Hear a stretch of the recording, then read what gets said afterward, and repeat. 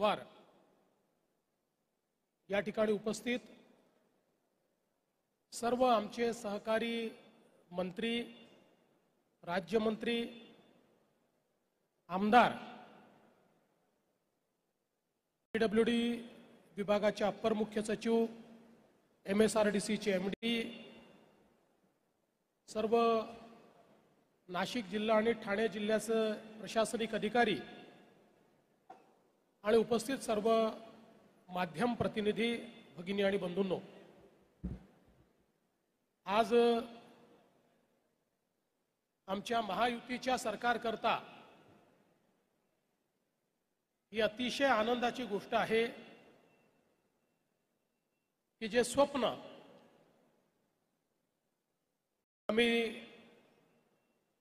2014 नंतर महायुतीचं सरकार आल्यावर बघितलं होतं, त्याची एक प्रकारे पूर्तता आज या ठिकाणी होते। समृद्धी महामार्ग हा केवळ एक रस्ता नाहीये, हा महाराष्ट्राच्या समृद्धीचा इकॉनॉमिक कॉरिडॉर आहे आणि म्हणूनच याला हिंदू हृदय सम्राट शिवसेना प्रमुख बाळासाहेब ठाकरे समृद्धी महामार्ग अशा प्रकारचं नामकरण हे आपण दिलेलं आहे। कारण या महामार्गाने महाराष्ट्राचं इंटिग्रेशन साधलेलं आहे। जवळपास महाराष्ट्राचे 24 जिल्हे या महामार्गामुळे JNPT पोर्टशी कनेक्टेड आहेत आणि लवकरच हा महामार्ग नवीन वाढवण बंदराशी देखील आम्ही कनेक्ट करणार आहोत। त्यामुळे पोर्ट लेड डेव्हलपमेंट ही महाराष्ट्राच्या कानाकोपऱ्यात पोहोचवण्याचं काम या महामार्गाच्या माध्यमातून होणार आहे। आपल्याला कल्पना आहे की देशाचे प्रधानमंत्री माननीय नरेंद्र मोदीजी यांनी याच्या पहिल्या टप्प्याचं उद्घाटन केलं। त्यानंतर मग मुख्यमंत्री एकनाथराव शिंदेजींच्या नेतृत्वात आम्ही दुसऱ्या टप्प्याचं उद्घाटन केलं। तिसरा 25 किलोमीटरचा टप्पा दादाजी भुसेंच्या नेतृत्वात त्याचं उद्घाटन झालं आणि आज जो शेवटचा टप्पा आहे याचं उद्घाटन आम्ही सगळे महाराष्ट्रातल्या महायुती सरकारचे प्रतिनिधी या ठिकाणी करतो आहोत। आता हा जो महामार्ग आहे जवळपास 55,335 कोटी रुपये खर्च करून हा महामार्ग आपण तयार केलेला आहे आणि 701 किलोमीटरचा महामार्ग आहे, ज्याच्यामध्ये वेगवेगळ्या प्रकारचे उडान पूल आणि डोंगर दऱ्याच्या ठिकाणी तयार केलेले वायाडक्ट याची संख्या 73 आहे, 73। वन्यजीवांकरता जी संरचना केली आहे, वन्यजीवांना कुठेही संचाराकरता अडचण होऊ नये, अडथळा होऊ नये म्हणून जवळपास 100 वेगवेगळ्या संरचना या ठिकाणी तयार केल्या आहेत, ज्यामध्ये पहिल्यांदाच देशामध्ये वन्यजीवांकरता 8 ओव्हरपास आणि 92 अंडरपास तयार करण्यात आले आहेत। आणि आपण कॅमेरा ट्रॅपमधून बघू शकतो की अतिशय नीट वन्यजीवांचं विचरण या ठिकाणी या ट्रॅप, या अंडरपास आणि ओव्हरपासच्या माध्यमातून चाललंय। एकूण याच्यामध्ये 32 मुख्य पूल आहेत आणि 317 लहान पूल या महामार्गाकरता बांधण्यात आलेले आहेत। 59 ओव्हरपास आणि 229 अंडरपास। जितके रस्त्याच्या लगत शहरं गावं येत आहेत यांना एक तर ओव्हरपास मिळालाय किंवा अंडरपास मिळालेला आहे। सगळ्यांचं या ठिकाणी जो राईट ऑफ वे आहे तो प्रोटेक्ट करण्याचं काम आपण केलंय। याच्यामध्ये एकूण 7 बोगदे केले आहेत आणि ज्या बोगद्यामध्ये आपण बसलेलो आहोत हा सर्वात मोठा जवळपास 8 किलोमीटरचा बोगदा आहे आणि देशातला आत्ताच्या परिस्थितीतला सगळ्यात रुंद बोगदा हा इगतपुरीचा बोगदा आहे। अर्थात लवकरच याचा रेकॉर्ड आपणच तोडणार आहोत. ज्यावेळी आपण पुणे मिसिंग लिंकचं काम पूर्ण करू त्यावेळी याचाही रेकॉर्ड तुटेल आणि मग जो बोगदा तयार होईल तो देशातला सगळ्यात मोठा बोगदा असेल. पण आज हा देशातला सगळ्यात मोठा बोगदा आहे. पादचाऱ्यांसाठी 180 ओव्हरपास आहेत, 224 अंडरपास आहेत आणि वेगवेगळ्या ठिकाणी कनेक्टिव्हिटी करता इंटरचेंज. आपण बघितलं असेल जणू काही एखाद्या कागदावर चित्र काढावं अशा प्रकारे हे अतिशय सुंदर असे डिझाईन केलेले इंटरचेंजेस, असे एकूण 25 इंटरचेंज आपल्याला या ठिकाणी या समृद्धी महामार्गामध्ये पाहायला मिळतात.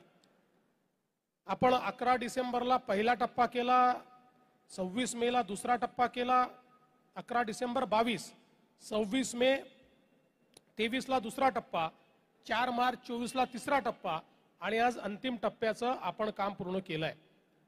हा जो शेवटचा टप्पा आहे हा 76 किलोमीटरचा आहे. याच्यामध्ये एकूण 5 जुळे बोगदे ज्याची एकूण लांबी 11 किलोमीटर आहे. यातला सर्वात लांब बोगदा ज्याच्यामध्ये आपण आता आहोत आणि जे लोक आमच्यासोबत ट्रॅव्हल करत होते त्यांनी बघितलं की याच्यामध्ये फायर सिस्टम अशी तयार केलेली आहे की ज्यावेळी टेम्परेचर 60 डिग्रीपर्यंत जाईल ऑटोमॅटिक त्या ठिकाणी पाणी पडणं पाऊस पडणं चालू होतं आणि लागलेली आग किंवा तशा प्रकारची परिस्थिती ही काबूमध्ये येते. टेम्परेचर 30 वर आलं की ऑटोमॅटिक ते बंद होतं. म्हणजे 100% पूर्णपणे ऑटोमॅटिक फायर प्रूफ सिस्टीम याच्यामध्ये केली आहे. आणि ठिकठिकाणी रेस्क्यूच्या दृष्टीनं दोन्ही बोगद्यांना जोडणारे त्या ठिकाणी जोड बोगदे तयार केलेले आहेत. म्हणजे एखाद्या ठिकाणी ऍक्सिडेंट झाला आणि रेस्क्यू करायचं असेल तर त्या जोड बोगद्यातनं आपल्याला रेस्क्यू करता येतं. अशा प्रकारची त्या ठिकाणी व्यवस्था केली आहे. आता आपण जर बघितलं तर जवळपास 16 दुहेरी वायाडक्ट या रस्त्यावर आपण केले. ज्यातला सगळ्यात लांब वायाडक्ट जो आहे हा 2.28 किलोमीटरचा आहे. एका वायाडक्टवर आपण थांबलो होतो, त्या ठिकाणी आपण सगळ्यांनी बघितलं किती खालपर्यंत आपण त्या ठिकाणी गेलेलो आहोत. आणि या 76 किलोमीटरमध्ये 3 प्रमुख इंटरचेंजेस आहेत, इगतपुरी, खुडघर आणि आमणे. आपण जर बघितलं तर जवळपास स्थानिक प्रजाती वापरून 33 लाखाहून अधिक रोपांची लागवड समृद्धी महामार्गावर करण्यात आलेली आहे. आणि आता कालच आम्ही आपल्या वन विभागाला हे आदेश दिलेले आहेत, समृद्धी महामार्ग असेल, पालखी मार्ग असतील, इतर मार्ग असतील, याच्यावर मोठ्या प्रमाणात वृक्षारोपण करण्याचं मॅन्डेट हे आपण वन विभागाला दिलंय. आपल्याला मी वन्यजीवाकरता काय केले सांगितलंय. सगळ्यात महत्वाचं, प्रत्येक 500 मीटरवर जल पुनर्भरणाची व्यवस्था या ठिकाणी केली आहे. म्हणजे पाऊस पडल्यानंतर ऑटो रिचार्ज किंवा वॉटर रिचार्ज जो आपण करतो त्याची व्यवस्था दर 500 मीटरवर या रस्त्यावर करण्यात आलेली आहे. आणि हा रस्ता करताना 1000 शेततळी आपण तयार केलेली आहेत. रस्त्याचं मातीकाम चालू असताना जे काही खोदकाम केलं त्यात 1000 शेततळी ही आपण तयार केलेली आहेत. याच्यामध्ये 200 मेगावॅट सौर ऊर्जा निर्माण करण्याची योजना आपण तयार केली आहे. ज्यातल्या 35 मेगावॅटचं आपलं ऑलरेडी काम सुरू झालेलं आहे. आणि पलीकडे 500 मेगावॅट पर्यंत या ठिकाणी आपण सौर ऊर्जा निर्मिती करू शकतो. जवळपास 22 ठिकाणी सुविधा केंद्र तयार करण्याचा निर्णय आपण घेतलेला आहे. आणि याच्यामध्ये आपल्याला माहिती आहे जी टोलची प्रणाली आहे ती पण या ठिकाणी इलेक्ट्रॉनिक पद्धतीची आहे. 61 टोल प्लाझा आहेत, पण पूर्ण रोडवर आपल्याला कुठेही त्या ठिकाणी थांबावं लागत नाही अशा प्रकारची त्याची इंटरचेंजेसवर व्यवस्था आपण केलेली आहे. आणि संपूर्ण रोडवर 1400 किलोमीटरचं फायबर ऑप्टिक आपण टाकलेला आहे. त्यामुळे हा स्मार्ट रोड म्हणून या ठिकाणी विकसित करण्यात येतो आहे. 100% सगळ्या प्रणाली या ठिकाणी पूर्ण झाल्यानंतर हा इन्सिडेंट्स फ्री किंवा ॲक्सिडेंट फ्री कसा होईल या संदर्भातली टेक्नॉलॉजी आपण वापरायचा निर्णय हा या ठिकाणी केलेला आहे. सगळ्यात महत्त्वाचं, आपण ज्यावेळेस याचं काम सुरू केलं त्याचवेळी आपण गेलला विनंती केली होती आणि गेलनी आपण राईट ऑफ वे दिला. एक संपूर्ण गॅस पाईपलाईन या ठिकाणी टाकलेली आहे. त्यामुळे ही अगदी कोकणापासनं तर नागपूरपर्यंत आणि पुढे गडचिरोलीपर्यंत ही सगळी गॅस पाईपलाईन जाणार आहे. आणि जेवढे जिल्हे या रस्त्यालगत येतात तिथल्या उद्योगांना गॅस देण्याचं काम या पाईपलाईनच्या माध्यमातून आपल्याला करता येणार आहे. त्यामुळे पलीकडच्या काळामध्ये ज्यावेळी आपण गडचिरोली स्टील सिटी तयार करतो तिथेही कोळशाच्या ऐवजी गॅस वापरला गेला पाहिजे अशा प्रकारचा आपला प्रयत्न आहे आणि त्यातनं मोठा फायदा होणार आहे. आपल्याला माहिती आहे की शिर्डी असेल, अजिंठा असेल, शेगाव असेल, वेरूळ असेल, लोणार सरोवर असेल, अनेक अशा प्रकारच्या पर्यटनाच्या ज्या काही जागा आहेत किंवा जे आपली धार्मिक स्थळं आहेत ती देखील या समृद्धी महामार्गामुळे जोडण्याचं काम आपण केलेलं आहे. याच्यावर ॲम्ब्युलन्सेसची सेवा आपण उपलब्ध करून दिली आहे. आणि मला सांगितलं पाहिजे की याच्यावरचा ट्रॅफिक हा सातत्याने वाढतो आहे. जो ट्रॅफिक 2 लाख पर मंथ होता तो आता 10 लाख पर मंथ पर्यंत गेलेला आहे. आणि आता हा शेवटचा टप्पा सुरू झाल्यामुळे याच्यामध्ये प्रचंड मोठी वाढ आता या ठिकाणी पहिल्याच टप्प्यात 5 पट झाली आहे, पण ती खूप मोठ्या प्रमाणात आता या ठिकाणी होईल हा विश्वास मला आहे. आणि यासोबत आज आपण वाशीच्या 3ऱ्या पुलाचं देखील उद्घाटन केलेलं आहे. आपल्याला माहिती आहे की वाशीच्या पुलावर मोठ्या प्रमाणात ट्रॅफिक जाम होतो. तो ट्रॅफिक जाम संपवण्याच्या दृष्टीनं ही देखील एक अत्यंत महत्त्वाची अशा प्रकारची स्टेप आहे. मला असं वाटतं की ज्यावेळी समृद्धी महामार्गाचं काम मी आणि शिंदे साहेब आम्ही दोघांनी सुरू केलं त्यावेळी अनेक लोकांना असं वाटायचं की ही केवळ घोषणा आहे, हे काम कधी पूर्ण होऊ शकत नाही. पण रेकॉर्ड वेळेमध्ये लँड ॲक्विजिशन झालं. अनेक नेत्यांनी विरोध करूनही ते लँड ॲक्विजिशन आम्ही केलं. आणि आज मला अतिशय आनंद आहे की आमच्या महायुतीच्या कार्यकाळातच याचं उद्घाटन होत आहे आणि आम्ही तिघही महायुतीचे नेते या उद्घाटनाकरता उपस्थित आहोत. आणि आता अशाच प्रकारचा पुढच्या टप्प्यामध्ये आम्हाला शक्तिपीठ महामार्ग देखील तयार करायचा आहे. शक्तिपीठ महामार्ग असाच ॲक्सेस कंट्रोल रोड असेल, पण संपूर्ण मराठवाड्याचं आर्थिक चित्र हे पूर्णपणे बदलणारा, मराठवाड्याला इकॉनॉमिक टर्नअराउंड देणारा अशा प्रकारचा शक्तिपीठ महामार्ग ठरणार आहे. त्यामुळे त्याचंही काम हे आपण लवकरच या ठिकाणी सुरू करू हा विश्वास मला आहे. आज खरं म्हणजे आमच्या MSRDC विभागाचं, PWD विभागाचं मी मनापासून अभिनंदन करतो. MSRDCच्या सगळ्या अधिकाऱ्यांचं आणि सर्व कॉन्ट्रॅक्टर्सचं, इथे काम करणाऱ्या सगळ्या मजुरांचं, सगळ्या मशीन ओनर्सचं, सगळ्यांचं मी मनापासून अभिनंदन करतो की एक इंजिनिअरिंग मार्वल हे या ठिकाणी आपण तयार केलं. आणि मला विश्वास आहे की पुढच्या काळामध्ये महाराष्ट्राच्या विकासामध्ये हा इकॉनॉमिक कॉरिडॉर खूप महत्त्वाची भूमिका या ठिकाणी पार पाडेल. आज मुझे बहुत खुशी है कि हिंदू हृदय सम्राट बाळासाहेब ठाकरे समृद्धि महामार्ग का उद्घाटन हमने यहाँ पर किया है. इसके फर्स्ट फेज का उद्घाटन प्रधानमंत्री जी ने किया था. सेकंड फेज का उद्घाटन हमारे मुख्यमंत्री एकनाथराव शिंदे जी के नेतृत्व में हमने किया था. थर्ड फेज का उद्घाटन हमारे दादाजी ने किया था और आज इसके अंतिम फेज का उद्घाटन किया है. 701 किलोमीटर का ये समृद्धि महामार्ग अब लोगों के लिए हम लोग उसको लोकार्पित कर रहे हैं और एक प्रकार से इंजीनियरिंग मार्वल के रूप में इसको तैयार किया है. जिस टनेल में अभी हम लोग सब बैठे हैं ये देश का सबसे चौड़ा टनेल है और 8 किलोमीटर का ट्विन टनल है। ये एक रिकॉर्ड हम लोगों ने तैयार किया है। समृद्धि महामार्ग पर जितने इंजीनियरिंग अलग अलग प्रकार के स्ट्रक्चर्स हमको दिखाई पड़ते हैं, चाहे वो वायाडक्ट्स हो, अंडर पासेस हो, ओवर पासेस हो, एनिमल पासेस हो, ह्यूमन पासेस हो, मैं ऐसा मानता हूं कि ऐसा डिजाइन देश के किसी भी महामार्ग में आपको देखने को नहीं मिलेगा। और मुझे बहुत खुशी है कि महाराष्ट्र के 24 जिलों को इंटीग्रेट करते हुए हमारे जेएनपीटी पोर्ट के साथ जोड़ने का काम समृद्धि महामार्ग ने किया है, और जल्दी ही हम इसको नए वाढ़वण पोर्ट से भी जोड़ेंगे।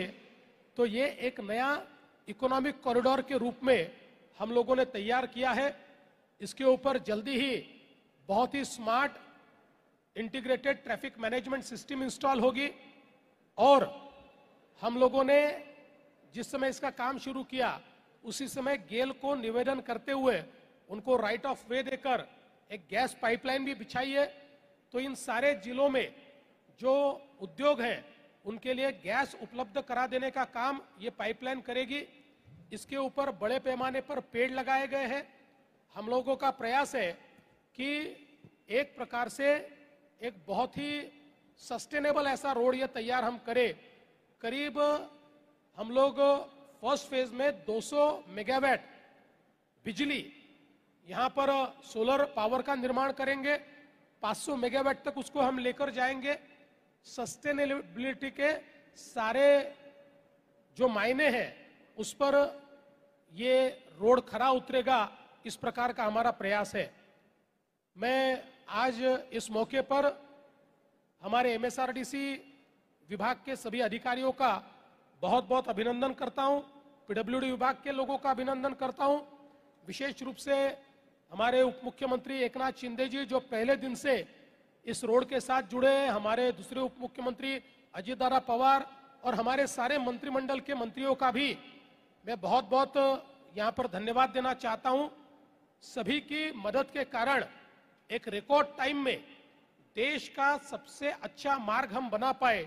और मैं ये भी कहना चाहता हूं कि देश का सबसे लंबा एक ही स्टेट में जाने वाला एक्सेस कंट्रोल रोड भी ये समृद्धि हाईवे है। इसका भी मुझे बहुत अभिमान है। मैं हम सब की ओर से, हमारी महायुति सरकार की ओर से इस रोड का लोकार्पण हुआ ऐसी घोषणा करता हूं। और हमारे एकनाथ शिंदे जी से निवेदन करता हूं कि एकनाथ जी इस समय शुभकामनाएं दें।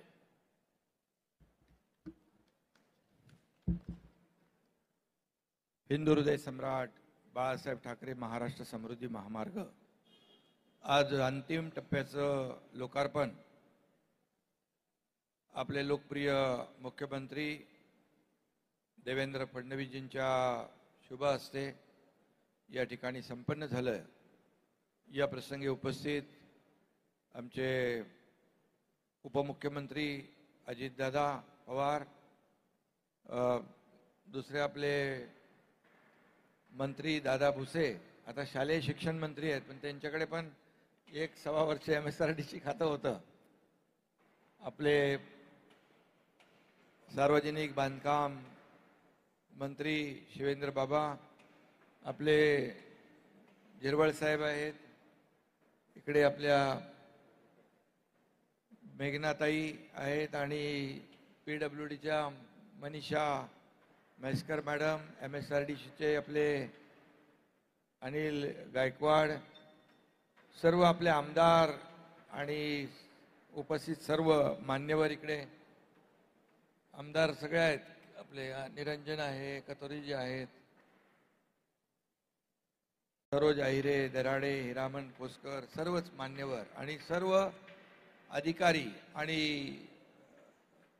सर्व पत्रकार मित्रांनो, खरं म्हणजे आताच याचं लोकार्पण झालंय। मी खूप खूप शुभेच्छा देतो। आणि हा 701 किलोमीटरचा हा देशातला आपला सर्वात लांबीचा, देशात झालाय मोठा आपला सगळ्यात, आणि महाराष्ट्रातला गेम चेंजर प्रकल्प हिंदू हृदय सम्राट बाळासाहेब ठाकरे महाराष्ट्र समृद्धी महामार्ग आज पूर्ण झालेला आहे आणि त्याच्या बाबतीत मुख्यमंत्री महोदयांनी सविस्तर त्याची माहिती दिलेली आहे. खरं म्हणजे हा सगळ्यात टफ आणि चॅलेंजिंग असा प्रकल्प होता. सुरुवातीच्या काळात हा प्रकल्प होईल की नाही याची साशंकता आणि काही लोकांना वाटतही होतं की हा रस्ता होणार नाही किंवा काही लोक होऊ नये यासाठी प्रयत्नशील होते. पण तत्काळ त्यावेळेस मुख्यमंत्री देवेंद्रजी आणि त्यांनी सांगितलं की एकनाथजी आपल्याला हा समृद्धी हायवे कंप्लीट पूर्ण करायचा आहे. हा एक गेम चेंजर प्रकल्प आहे आणि नागपूर मुंबई हा 10 जिल्हे डायरेक्ट 14 जिल्हे इनडायरेक्टली जवळपास 392 गावं आणि अशा खूप मोठ्या प्रमाणात लोकांना याचा फायदा होणार आहे. आणि त्यामुळे हा विदर्भात देखील मोठ्या प्रमाणावर उद्योगीकरण होईल.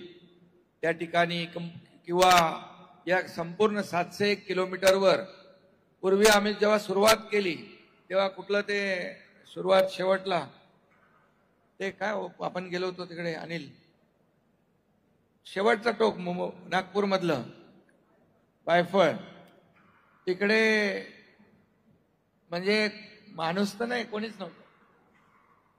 पण आता पाहतोय आपण की रस्ता झाल्यानंतर फक्त रस्ता नाही आहे तर एकदम पूर्ण इकोसिस्टीम तयार होती आहे. आणि यामध्ये सर्वात महत्वाचं म्हणजे जे प्रवासाला 18 तास लागत होते ते आता 8 तास लागणार आहे. म्हणजे प्रवासातला वेळ वाचेल, इंधन वाचेल, प्रदूषण वाचेल आणि खऱ्या अर्थाने अनेक ठिकाणी आपण 18 नोड तयार करतोय. त्या भागामध्ये इंडस्ट्री येते आहे, कृषी समृद्धी केंद्र होत आहेत आणि हा खऱ्या अर्थाने एक गेम चेंजर प्रकल्प होईल. त्या ठिकाणी आम्ही जसं मुख्यमंत्री महोदयांनी सांगितलं की पर्यावरण पूरक हा रस्ता केलेला आहे. म्हणजे अगदी छोट्या छोट्या गोष्टींवर लक्ष ठेवलंय. हे वन्यजीव जे आहेत त्यांच्यासाठी देखील 100 अंडरपास ओव्हरपास केले आणि आपण कधी पाहू शकता मुक्तपणे ते संचार देखील करतायत. त्यांना जंगलाचा फील यावा यासाठी अधिकचे पैसे देखील आपण MSRDC सरकारने खर्च केले. कारण माणसांना आपण रस्ता करत असताना वन्यजीव जे आहे त्यांना कुठेही डिस्टर्ब होता कामा नये. त्यांचं जे काही मुक्तपणे त्यांना संचार करता आला पाहिजे याची देखील काळजी आपण घेतली. मग अशी सांगितलं की 1000 शेततळी शेतकऱ्याने देखील खूप मोठा फायदा झाला. वॉटर लेवल वाढली, लोकांना फायदा झाला. त्याचबरोबर आपण सोलरवर 200-250 मेगावॅट वीज तयार करतोय. मुख्यमंत्री आता म्हणाले अनिल गायकवाडजी की 1000 मेगावॅट पर्यंत आपण सोलर एनर्जी आपण तयार करू शकतो का, त्यावर आपण काम केलं पाहिजे. आणि सगळ्यात महत्वाचं म्हणजे मोठ्या प्रमाणावर आपण इथे वृक्षारोपण करतोय. 11 लाख मोठी झाडं आपण लावतोय आणि 22 लाख लहान झाडं आपण लावतोय. म्हणजे 33 लाख झाडं या रस्त्यावर होणार आहेत. त्यामुळे पर्यावरण पूरक हा महाराष्ट्र समृद्धी महामार्ग आहे आणि त्याचे टप्पे कसे केले आपण पाहिले. आमची सगळ्यांचीच इच्छा होती की हा रस्ता झाल्यानंतर या पहिल्या टप्प्याचं उद्घाटन देशाचे प्रधानमंत्री नरेंद्र मोदीजींच्या हस्ते व्हायला पाहिजे. आणि तेव्हा मी मुख्यमंत्री होतो आणि देवेंद्रजींनी आमचं मत होतं, सगळ्यांचंच मत होतं की प्रधानमंत्री महोदयांनी यावं. काही लोक त्याच्यात लवकर घाई करत होते पण ते अर्धवट काम आम्ही असताना उद्घाटन करू शकत नाही. आणि बरोबर तो मुहूर्त आला आणि प्रधानमंत्री मोदीजींच्या शुभ हस्ते आम्ही त्याचं लोकार्पण केलं. नंतर टप्पे आपण माहिती आहेत कसे मुख्यमंत्री महोदयांनी सांगितलेले आहेत. त्यामुळे पूर्णपणे ऍक्सेस कंट्रोल रस्त्याचा काय फायदा असतो हा आपण पूर्वी मुंबई पुणे रस्ता झाला त्यावेळेस पाहिलं. त्यावेळेस देखील ऍक्सेस कंट्रोल केल्यामुळे तिकडच्या मुंबई आणि पुणे भागामध्ये देखील भरभराट झाली. आणि आता देखील जागोजागी लोक उद्योग येत आहेत, लॉजिस्टिक पार्क येत आहेत, पर्यटन होईल, कृषी ला चालना मिळेल, फूड प्रोसेसिंग युनिट होतील, औद्योगिक विकासाला चालना. खरं म्हणजे हा जो रस्ता आहे कृषी, पर्यटन आणि औद्योगिक विकासाला चालना देणारा खऱ्या अर्थाने हा गेम चेंजर समृद्धी महामार्ग ठरेल. आणि म्हणून आज खऱ्या अर्थाने शेवटच्या टप्प्याचं लोकांना आतुरतेने वाट पाहत होते आणि तो टप्पा देखील पार झालेला आहे. यामुळे आता मुंबईहून शिर्डीला येणारी माणसं अगदी 3-4 तासात येतील. आणि त्याचबरोबर या शेवटच्या टप्प्यामुळे नाशिकला मोठा फायदा होईल आणि नाशिकच्या विकासाला देखील मोठी चालना मिळेल. इथं सर्वात मोठा उंच वायाडक्ट जो आहे तोही आम्हाला या ठिकाणी पाहिला आम्ही. आणि खऱ्या अर्थाने हा एक जो समृद्धी महामार्ग आहे, असेच ऍक्सेस कंट्रोल रोड ज्यामुळे कनेक्टिव्हिटी, वेळेमध्ये बचत, पर्यावरणाला पोषक, त्याचबरोबर इंधनाची बचत आणि या ठिकाणी जे सकाळी निघालेला नागपूरहून शेतकरी आपला शेतमाल घेऊन तो 3ऱ्या दिवशी पोचायचा, आता सकाळी निघालेला शेतकरी संध्याकाळी मार्केटमध्ये पोहोचेल, अशा प्रकारची परिस्थिती या ठिकाणी निर्माण झालेली आहे. त्यामुळे मोठ्या प्रमाणामध्ये जे काही दावोसला गेल्यानंतर, मी जेव्हा गेलो तेव्हाही एमओयू झाले, आता देवेंद्रजी दावोसला गेले तेव्हा देखील एमओयू मोठ्या प्रमाणावर झालेत. आणि या रस्त्यावर देखील मोठ्या प्रमाणावर उद्योगाला चालना मिळेल. शेवटी लोक विचार करतात किती वेळ आम्हाला लागणार आहे. आता 18 तासाचं अंतर जर 7-8 तासावर आलं तर मोठ्या प्रमाणावर सगळीकडे उद्योग येतील. आणि उद्योगांचं जे फक्त मुंबई, ठाणे, रायगड, नाशिक, पुणे इथपर्यंत थांबलेला जो काय उद्योजकांची मागणी, ती आता डिसेंट्रलाइज होईल आणि सगळीकडे उद्योगाला देखील चालना मिळेल. आणि त्यामुळे खऱ्या अर्थाने फक्त हा रस्ता नाही आहे, तर पूर्णपणे या नोडवर देखील त्या ठिकाणी अनेक 18-20 ठिकाणी आपल्याला मोठ्या प्रमाणावर एक त्या जिल्ह्यातल्या भौगोलिक परिस्थितीनुसार त्या ठिकाणी उद्योगांचं या ठिकाणी विकास होतील, उद्योग येतील आणि खऱ्या अर्थाने या आपल्या राज्याला याचा फायदा होईल. आणि म्हणूनच आम्ही ठरवलेलं आहे की ऍक्सेस कंट्रोल ग्रीड तयार करायचं. असं जसं शक्तीपीठाचा उल्लेख मुख्यमंत्री महोदयांनी केला आहे, मराठवाड्याला पूर्ण गेम चेंजर होईल. मराठवाड्यातल्या अनेक जिल्ह्यांमध्ये विकास होईल, त्या ठिकाणच्या आत्महत्या थांबतील. आणि म्हणून असा हा पश्चिम महाराष्ट्राला फायदा होईल, कोकणाला त्याचा फायदा होईल. आणि यावेळी पूर्वी देखील जसं आम्ही समृद्धी सुरू केला त्यावेळेस देखील खूप लोक विरोधात आले, किंबहुना काही त्याला राजकीय विरोधक देखील त्यांनी सपोर्ट केला. असा या समृद्धी महामार्गाला नंतर शेतकऱ्यांनी स्वतःहून कन्सेंट दिले आणि शेतकऱ्यांनी स्वतःहून पुढाकार घेतला आणि आज त्या शेतकऱ्यांना देखील खूप फायदा झाला, त्यांची समृद्धी झाली. आणि म्हणून शक्तीपीठ देखील असाच महामार्ग लोकांच्या हिताचा आहे, तो देखील झाला पाहिजे. अशा प्रकारचा झाला तर लोकांनाच फायदा होणार आहे. आणि म्हणून एक ऍक्सेस कंट्रोल ग्रीड आपण पूर्ण महाराष्ट्रामध्ये MSRDCने त्याचं प्लॅनिंग केलेलं आहे. आणि म्हणून कुठलाही माणूस कुठल्याही कोपऱ्यातून कुठल्याही कोपऱ्यात जायचं असेल तर 18 तास 20 तास लागता कामा नये. 7 ते 8 तासामध्ये कुठूनही कुठल्याही कोपऱ्यातून कुठल्याही कोपऱ्यात महाराष्ट्राच्या माणूस गेला पाहिजे. अशा प्रकारचं ऍक्सेस कंट्रोल ग्रीडचं आपण या ठिकाणी एक मोठा प्रकल्प राबवतोय. या ठिकाणी देखील 16-18 ठिकाणी जे काही अमेनिटी ज्या द्यायच्या आहेत आपल्याला, वेस्ट साईड अमेनिटी, त्याचं देखील लवकरच पिण्याचं पाणी, स्वच्छतागृह, हॉटेल, पेट्रोल पंप काही ठिकाणी झालेत, परंतु युद्ध पातळीवर ते देखील या ठिकाणी होतील आणि प्रवाशांना त्याचा लाभ होईल. आणि म्हणून त्यावर देखील MSRDC PWD फोकस करते आहे. आणि म्हणून आजचा हा जो काही लोकार्पण सोहळा आहे लवकरच होईल ते. आणि म्हणून मगाशी देखील मुख्यमंत्री महोदय म्हणाले की आतापर्यंतच्या इतिहासामध्ये अतिशय कठीण वाटणारा, टफ वाटणारा प्रकल्प, त्याचं लँड ॲक्विजिशन, रेकॉर्ड टाइम मध्ये झालं. 1 वर्षाच्या आतमध्ये लोक विचार करायला लागले, एवढ्या लवकर एवढा विरोध असताना, मोर्चे निघालेले असताना हे कसं झालं. परंतु शेवटी लोकांना याचं महत्व पटलं आणि त्यामुळे यासाठी लोकांनी देखील सहभाग घेतला आणि सर्वांनी सहकार्य केलं. या सगळ्या कामामध्ये ज्यांनी ज्यांनी सहकार्य केलं त्या सगळ्यांचं मनापासून अभिनंदन. PWDचे, MSRDCचे सगळे अधिकारी, त्यांचे सर्व कर्मचारी, जे कॉन्ट्रॅक्टर आहेत त्यांनी देखील चांगलं काम केलं. अतिशय रस्ता जो आहे गाडी चालवताना पोटातलं पाणी देखील हलत नाही अशा प्रकारचा स्मूथ ड्रायव्हिंग या ठिकाणी करता येते. फक्त लोकांनी जी वेग मर्यादा आहे त्याचं पालन केलं पाहिजे. एवढंच आपण पाळलं तर मला वाटतं आता मुंबई आणि नागपूर अगदी जवळ आलेलं आहे. आता काही लोक मागच्या अधिवेशनामध्ये बाय रोड आले आणि आता तर हा कंप्लीट रस्ता झाल्यानंतर आता नागपूर अधिवेशनामध्ये तर लोक या समृद्धी हायवेने येतील.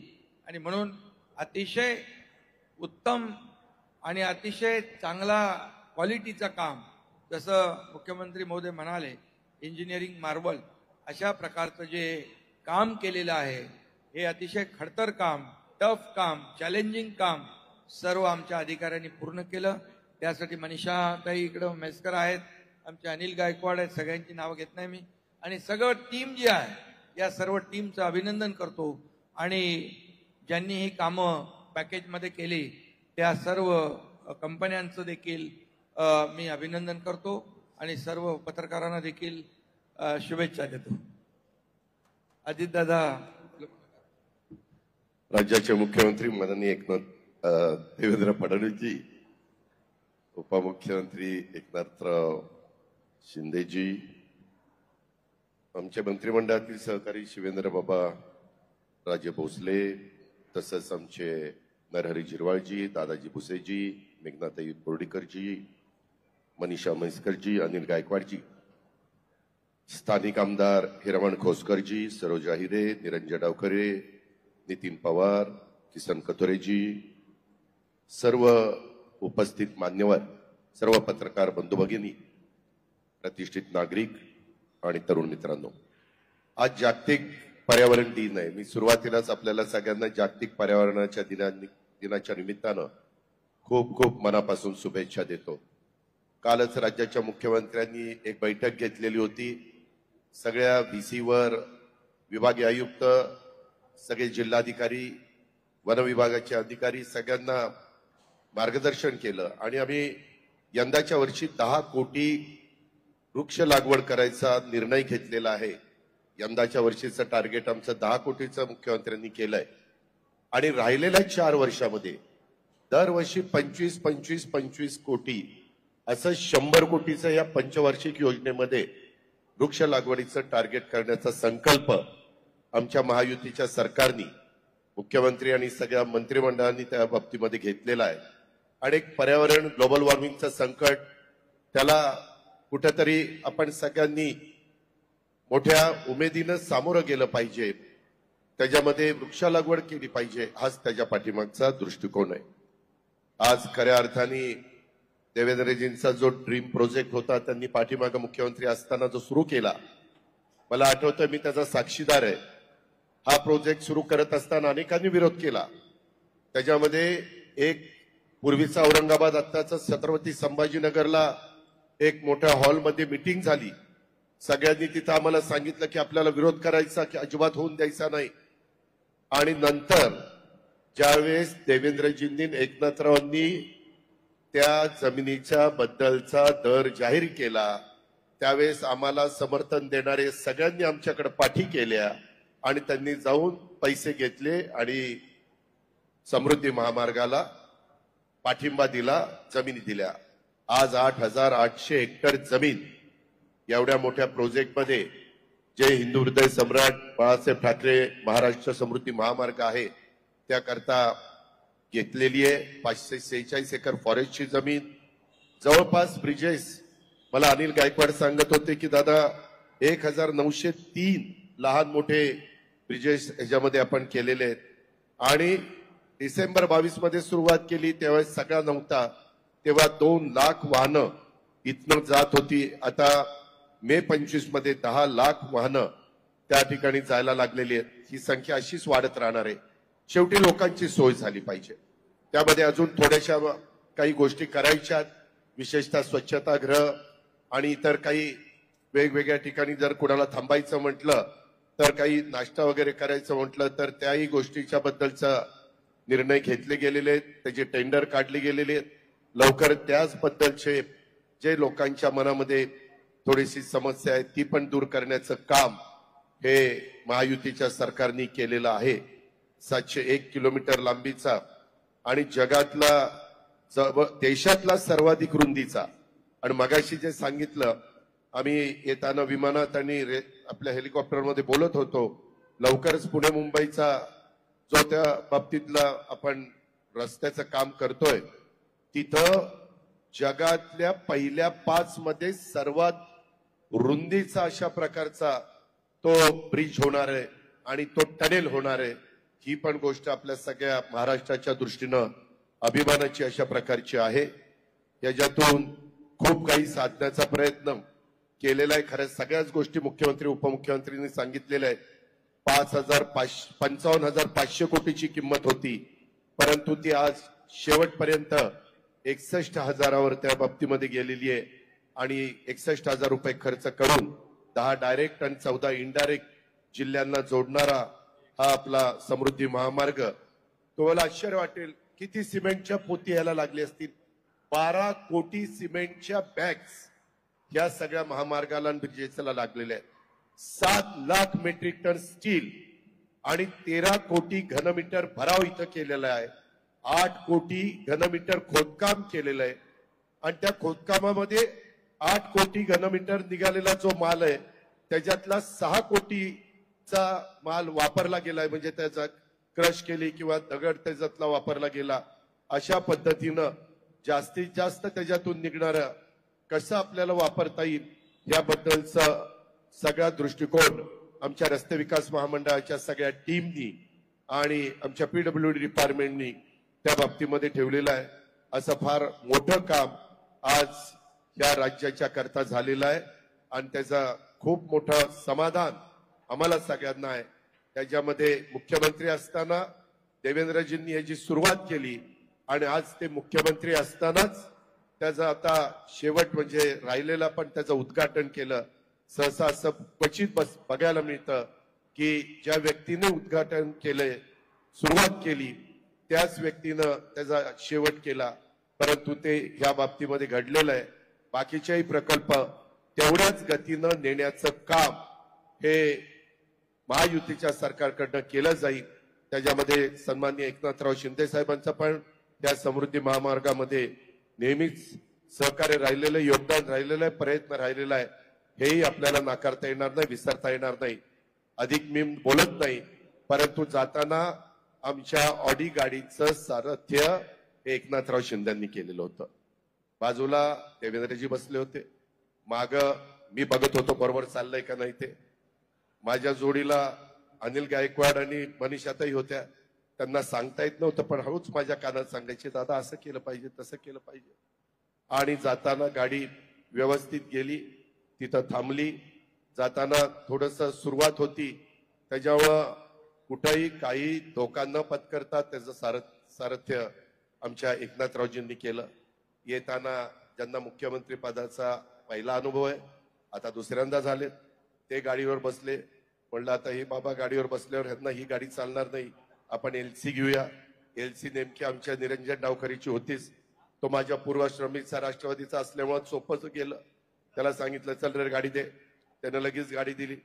त्याच्यात हे महाराज बसले गाडीवर, ही गाडी 100चा स्पीड घेतला की नंतर पार 120च घेतला. मी अनिल गायकवाडांना म्हणलं 100चा आहे का 120चा? ते म्हणले टनेल येईपर्यंत 120 आहे, टनेल सुरू झाला की 100. मी बघत होतो टनेल सुरू झाल्यावर ही 120 ठेवतायत की 100, पण बरोबर त्यांनी 100वर आणलं. का तर टनेलमध्ये लिहिलेलं होतं 100नी जावा. असं सगळ्या नियमाचं पालन करत अतिशय सुरक्षित आम्ही सगळे इथं पोहोचलेलो आहे.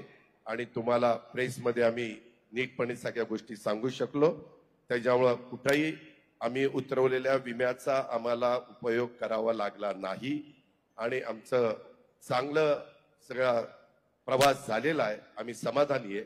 तुम्ही पण असाच प्रवास करताना समाधानी राहाल याबद्दलचा खात्री आणि विश्वास